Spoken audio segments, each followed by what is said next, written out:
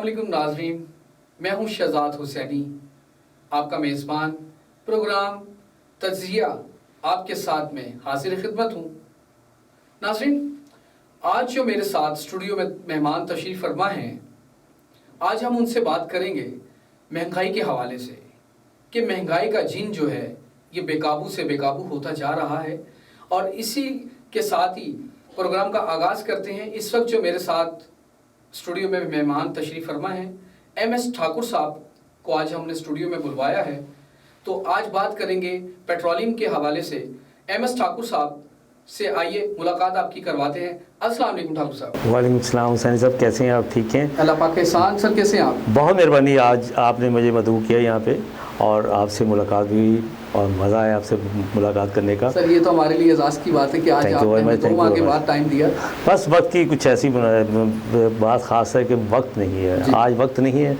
जो गुर्बत के हालात लोगों के चल रहे हैं, उनकी जो प्रॉब्लम सुन सुन के उनकी फेवर करके लोग एक दूसरे से ज़ाहिर है कि मुनासबत होती है, मुनासबत के लिहाज से हमें चलना पड़ता है। नाज़रीन, आज क्योंकि उन्होंने बात की, इनकी बात को बड़ा करते हैं कि गुर्बत के हवाले से, तो बात यही है कि आवाम जो परेशान है उसी का हल किसके पास है। तो इसी हवाले से हम अपनी गुफ्तगू को आगे बढ़ाते हैं। अच्छा डॉक्टर साहब, आप मुझे ये बताइएगा कि जो आवाम के ऊपर ये जो पेट्रोल का जो बम ब्लास्ट किया गया है, इस हवाले से आज मैं आपसे गुफ्तगू करूंगा।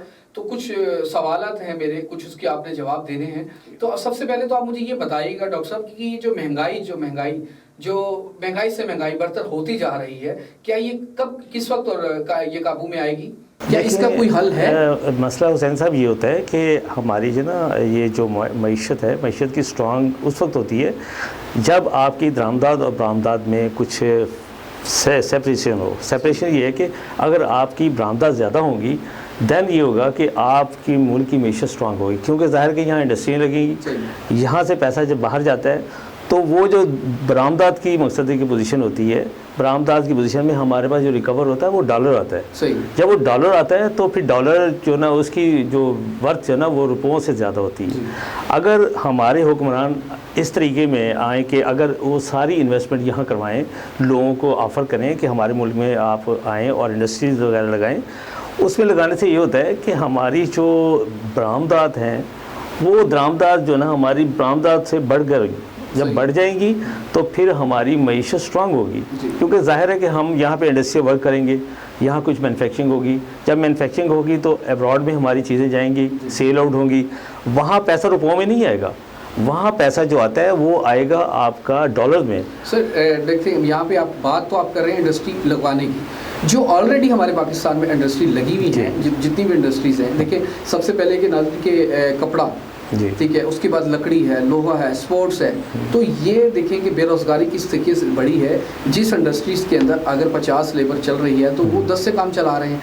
और छोटी छोटी फैक्ट्रीज़ ऐसी हैं एब्रॉड की और दूसरी एम्ब्रॉयडरी मशीनों की और प्लास्टिक बनाने वाली। तो बेरोज़गारी क्यों बढ़ेगी? क्योंकि वो अफोर्ड नहीं कर पा रहे। वो कह रहे हैं कि जी हम अपने एक्सपेंस उठा ही नहीं सकते। तो इसका हल कौन निकालेगा? देखिए, फ़र्स्ट ऑफ़ ऑल हमारे जो मुल्क की सबसे बड़ी नेग्लिजेंसी है ना, वो अमीर ना होने की।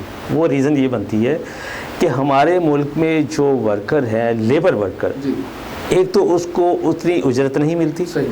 दैन उनसे ये होता है कि उनसे जो टाइम ज़्यादा गेन किया जाता है वो उसकी आउटपुट उनको कम मिलती है, जिस वजह से अगर आउटपुट अगर हम ज़्यादा दें दैन फिर ये होता है कि हम सर्वाइव कर सकते हैं, अपनी फैमिली को लेके चल सकते हैं।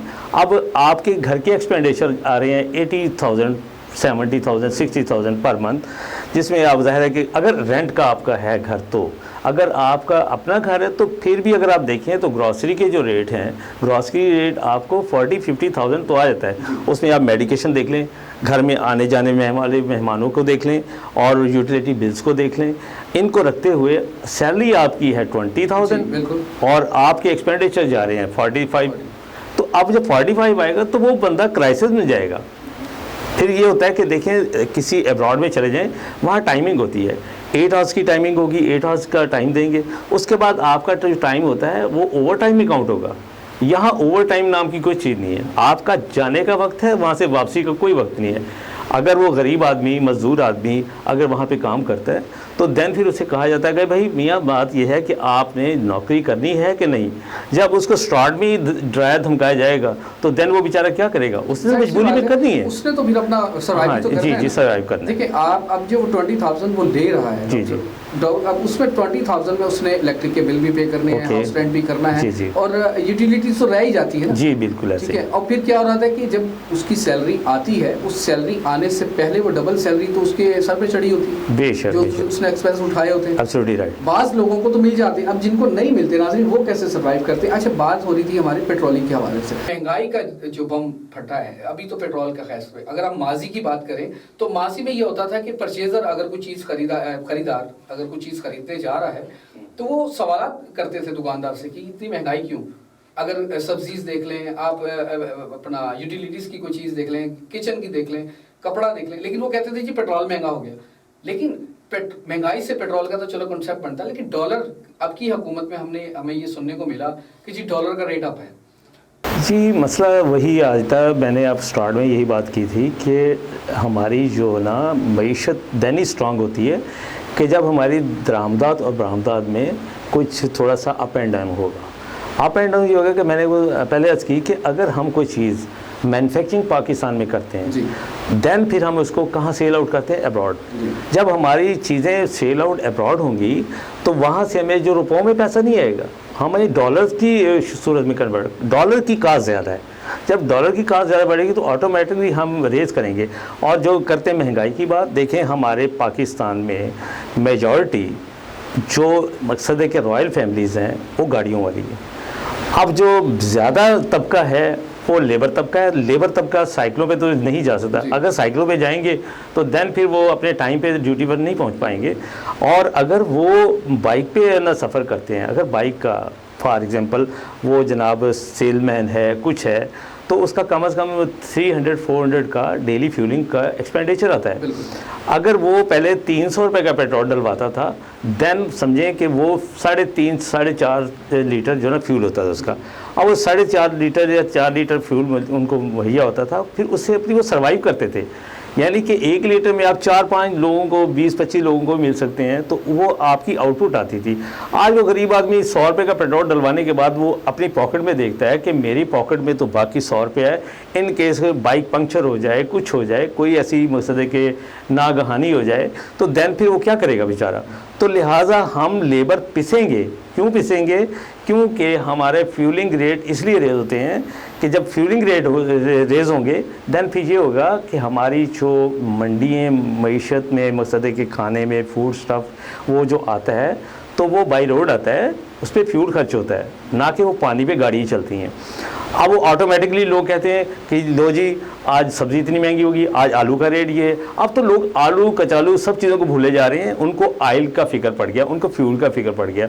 और हमारे लोग कुछ ऐसे हैं कि जब फॉर एग्ज़ाम्पल फ्यूल का रेट जैसे ही बढ़ने वाला होता है तो जो पेट्रोल पंप मालिकान हैं वो क्या करते हैं कि जनाब उसको स्टक कर देते हैं, वो जी फ्यूल नहीं है, क्या हुआ जी रेट बढ़ रहा है, रेट बढ़ रहा है। अब वो रेट जब बढ़ता है उनने पहली परचेजिंग की होती है। अब पिछले दिनों में कराची में क्या हुआ कि बहुत सारे पेट्रोल पंप ऐसे हैं 40-30% जो कि उन्होंने पुराने रेट पे लोगों को ये फैसिलिटीज़ दी है। देखें बीइंग ए मुस्लिम हमें ये चीज़ सोचना चाहिए, आपके पास जो गल्ला ऑलरेडी स्टॉक है और उसी रेट पे आपने ख़रीदा हुआ है, आपको चाहिए कि उन लोगों को वो प्रोवाइड करें। वो प्रोवाइड करेंगे, लोग हैप्पी होंगे या दुआएँ देंगे। आप क्या कहते हैं वो जो पहले उन्होंने 100 रुपीज़ की चीज़ ली हुई है और कल उसका रेट जो हो जाता है 125, तो 125 के हिसाब से वो उन्होंने देना तो 25 रुपीज़ तो मुझे मार्जिन आता है ना। इंसानियत ख़त्म है शहजाद साहब। अच्छा अपना ठाकुर साहब, जो बात आपने बताई जिन्होंने पुराने रेट पे परचेज़ किया हुआ है और उसी रेट पे वो आवाम को दे रहे हैं, तो ये तो पेट्रोल पंप के मालिकान को भी तो चाहिए ना। जी वही मैंने अर्ज़ की ना कि इनको अपना इंसानियत के नाते एक दूसरे के साथ कंपनसेट करना चाहिए, एक दूसरे म्यूचुअल अंडरस्टैंडिंग होती है। फॉर एग्जांपल आप देखें ना कि मेडिकेशन का रेट कहाँ चला गया। पेशेंट को आप ओपीडी में लेकर जाते हैं, वहाँ पे डॉक्टर कहते हैं जी ये जनाब ये लेकर आएँ, अब वो गरीब आदमी जिसको आपने इंजेक्टेबल फॉर्म में कुछ चीज़ मंगवाई है और वो है भी नेसेसरी है, क्योंकि ER पे पेशेंट है, इमरजेंसी का पेशेंट है, इमरजेंसी के पेशेंट को तो आपको पता है हर चीज़ एसेसरी जो भी प्रोवाइड करनी है एट द स्पॉट देनी है, क्योंकि उसको हैंडल करना है, उसकी लाइफ सेव करनी है। अब वो लाइफ सेविंग ड्रग लेने के लिए वो भाग कर जाता है फार्मेसी पे, फार्मेसी वाला कहता है जी ये जनाब ऐसा है कि 850 रुपये का रेट है। वो कहता है भाईजान आप मेहरबानी करें इसे कम करें, वो कहता है नहीं जी 850 का। अब बेसिकली जो मेडिसिन होती है, मेडिसिन एक कंपनी नहीं, डिफरेंट कंपनी बनाती है। मेडिसिन का जो एक्चुअल नेम है जस्ट लाइक पैराडॉल, पैराडॉल बेसिकली पैरास्टामोल है, और वो पैरास्टामोल के नाम से वो लोग तो पैराडॉल कहते हैं, पैरास्टामोल जानते हैं क्योंकि जेनेरिक नेम उसका पैरास्टामोल है। अब वो उसी हिसाब लेते हैं, वो कॉस्टली करते हैं। एक ने रखा है उसका 850, एक ने 1000 रुपये, एक का 2000। अब मुझे बताएं कि वो बंदे के पास पैसे नहीं है क्योंकि उसकी सैलरी इतनी नहीं बेचारेगी, ऊपर से खान साहब ने जो हमें वो हेल्थ कार्ड डिलीवर करवा दिए, हेल्थ कार्ड जो ना वो वर्किंग में नहीं है, क्योंकि वो जाते, वो कहते हैं जी कोई बड़ी सर्जरी हो या ऐसा कोई बड़ा प्रोसेस हो देन हम आपको इसको यूटिलाइज करवा सकते हैं। जी नाज़रीन, मैं डॉक्टर साहब वक्त हुआ है छोटे से ब्रेक का, तो ऐसा किया कि खान साहब को भी पता चल गया कि आवाम पहले तो कहते थे कि घबराना नहीं, और अब जो है वो कह रही जी आवाम को पेट्रोल 138 के बजाय अगर 2000 रुपये लीटर भी मिलेगा तो आवाम अफोर्ड कर लेगी। बिल्कुल जी, उन्होंने बिल्कुल सही फरमाया कि ऐसे ही है। हमारी जो कौम है ना, ये माशाल्लाह इनके अंदर ना विल पावर बहुत है। ये इतनी विल पावर है कि ये इनको 1000-1500 रुपये की कोई बात नहीं है कि अगर कहने कि 200 रुपये रेट जा रहा है तो 200 रुपये भी लेंगे। मगर देखें हुक्मरान को चाहिए, हुक्मरान हमारे जो ना वो बिल्कुल देखते हैं, वो विजुअली भी देख रहे हैं, वो आप सुनते भी हैं, वो हर चीज़ होती है। ज़ाहिर है कि मीडिया में हर चीज़ चलती है, जैसे हम लोग देखते हैं और दूसरे लोग देखते हैं, हर बंदे के घर में अपना अपना सिस्टम लगा हुआ है तो देखते हैं। तो इस तरीके से हुक्मरान भी देख रहे होते हैं। ऐसा नहीं है कि हुक्मरान ने अपनी आंखें बंद की हुई हैं, वो देखते हैं। उनको चाहिए कि आवाम को थोड़ा सा शेल्टर दें, ज़्यादा ना दें। देखें अब मैं बता रहा हूँ, यूटिलिटी की बिल्स उनमें ऑलरेडी ये जितने भी हैं हमारे जो टैक्सेस के अलावा लोगों ने मकसद है कि पे किए हैं। किसी ने जनाब 200 रुपया, किसी का 500, किसी का 5000। अगर ये बिलों से हटा दें और आवाम को ये कह दिया जाए कि आपने ईच घर गरीब है तो वो कम से कम 100 रुपया पर मंथ हमें पे करे, देन हम स्ट्रांग हो जाएंगे।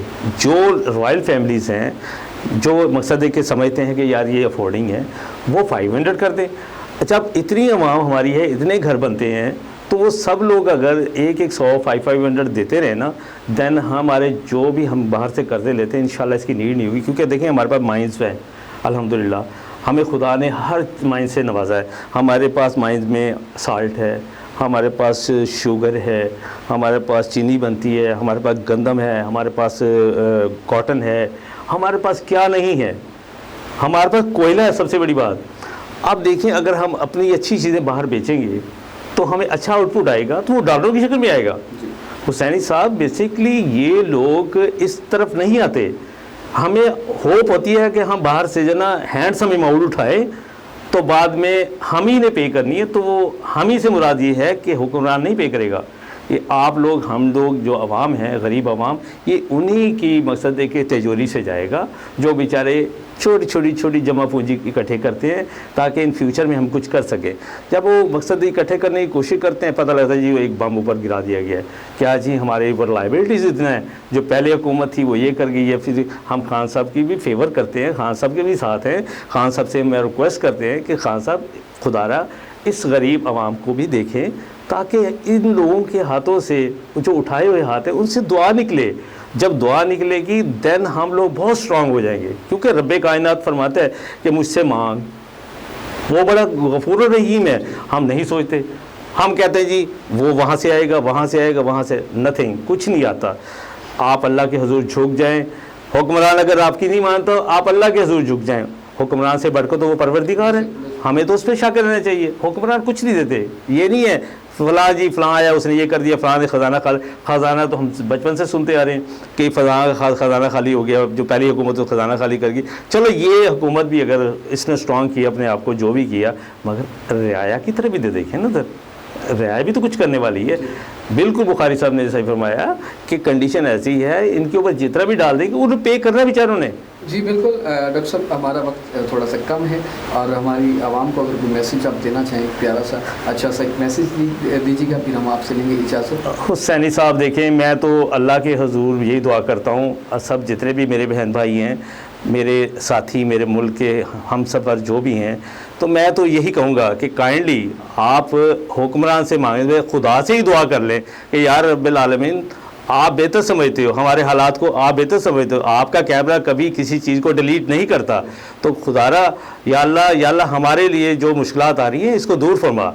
तो मेरे नहीं ख्याल कि इंशाअल्लाह ताला वो टाइम आएगा, मेरा परवरदिगार उन लोगों की जो बेसहारा हैं, जो बिल्कुल ही समझे कि उनको पास कुछ भी नहीं है, उनके पास कोई ऐसा नहीं है कि वो कुछ कर सके, तो उनके लिए वो मैं ये कहूँगा कि नमाज़ पंजगाना अदा करें और खुदा के हुज़ूर झुक जाएँ। इंशाअल्लाह ताला सुबह उठेंगे तो दुनिया ही कुछ और हो।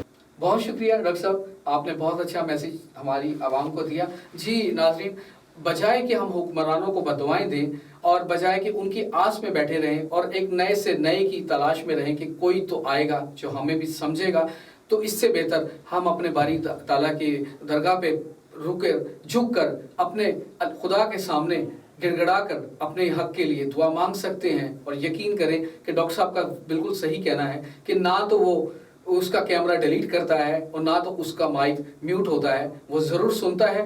तब तक के लिए दीजिए इजाज़त अपने मेज़बान शहजाद हुसैनी को। एक नए प्रोग्राम और एक नए मेहमान के साथ दोबारा हाजिर होगा। प्रोग्राम तज़रिया देखते रहिए, only on watching for you, पाक मीडिया डिजिटल।